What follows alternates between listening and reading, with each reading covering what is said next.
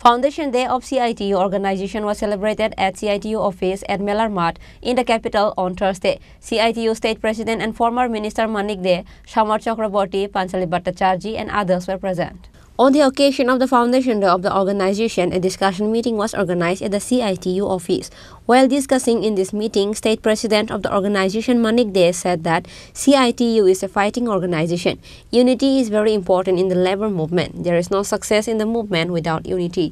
রেস্ট্রিকশনটাকে সম্পূর্ণ তুলে দিয়ে বলল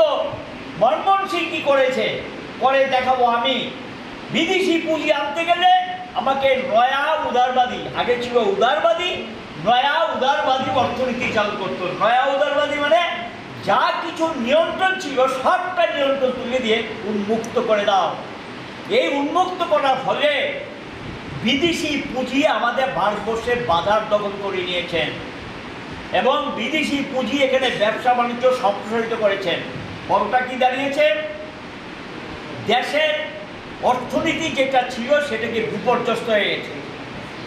এখন পুঁজির ধর্ম কি পুঁজির ধর্ম জনস্বার্থ না পুঁজির ধর্ম মুনাফা যে পুঁজির ধর্ম জনস্বার্থ না যে পুঁজির ধর্ম মুনাফা মুনাফা এমন জায়গায় নিয়ে যায় মুনাফা মুনাফা মুনাফা মুনাফা ছাড়া কিচ্ছু বুঝে না তখন তার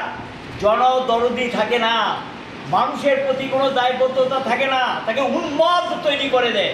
আমার ভারতবর্ষে আজকে আমরা লক্ষ্য করেছি এই নরেন্দ্র মোদী সরকার ক্ষমতা আসার পর এই নয়া উদারবাদী অর্থনীতি ভারতীয় পুঁজিকে উন্মাদ তৈরি করে দিয়েছে উন্মত্ত করে দিয়েছে এবং এই উন্মাদের দলের হাতে আজকে অবস্থাটা কি এই সমস্ত যারা পুঁজির উন্মাদনা তৈরি করেছেন তাদের জন্য আজকে আদানি আম্বানির মতো লোকরা দেশটাকে গ্রাস করে নিয়েছেন তারা রাজনীতিতে হস্তক্ষেপ করেছেন তারা রাষ্ট্রনীতিতে হস্তক্ষেপ করছেন তারা অর্থনীতিতে হস্তক্ষেপ করছেন তারা সরকার নিয়ন্ত্রণ করছেন কে আসবে কে বসবে কে যাবে সবটা নিয়ন্ত্রণ চলে গেল কিছু পুঁজিপতির হাতে দেশীয় জনগণের হাতে তাদের নিয়ন্ত্রণ ক্ষমতা এটা রইল না এবং কারাতে রইল সবটা ওই পুঁজিপতির হাতে চলে গেছে এরা সবটাকে এখানে নিয়ন্ত্রণ করতে শুরু করলেন ফলশ্রুতিতে আজকে কি শিল্প আমার দেশের শিল্প চটকল স্তব্ধ হয়ে গেছে অল্প কয়েকটা চালু আছে লক্ষ লক্ষ শ্রমজীবী পরিবার অনাহারে মারা গেছে বিনা চিকিৎসায় মারা গেছে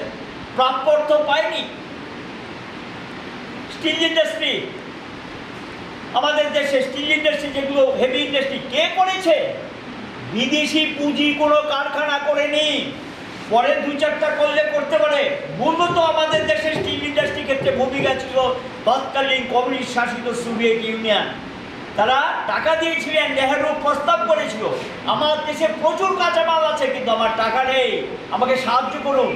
নিঃশর্তে টাকা দিয়েছিল তৎকালীন কমিউনিস্ট শাসিত সোভিয়েত ইউনিয়ন আমাদের দেশে দুর্গাপুর ভিলাই এই যে বড় যে ইন্ডাস্ট্রিগুলো গড়ে উঠেছে তার পেছনে সবচেয়ে অবদান ছিল সোভিয়েত ইউনিয়ন এদের অর্থে এই সমস্ত ইন্ডাস্ট্রিগুলো গড়ে উঠেছে আজকে সেই শিল্প বালিকানা কারাতে বালিকানা একটা ভালো অংশ চলে গেছে বেসরকারি শেয়ার বিক্রি করে দিয়েছে বেসরকারিকরণের দিকে চলে গেছে আমরা লক্ষ্য করলাম সেখানে এই ইঞ্জিনিয়ারিং শিল্পের মধ্যে যেগুলো ছিল ধরুন গাড়ি তৈরি কারখানা থেকে শুরু করে এগুলো ছিল আগে সেন্ট্রালাইজ মাইন্ড্র অশোক লেল্যান্ড তারপর আমাদের মারুতি কোম্পানি এই জাতীয় যে কোম্পানিগুলো ছিল এটা Bharatvarsha base Reported by Pranab from Agartala, Chini Khorang.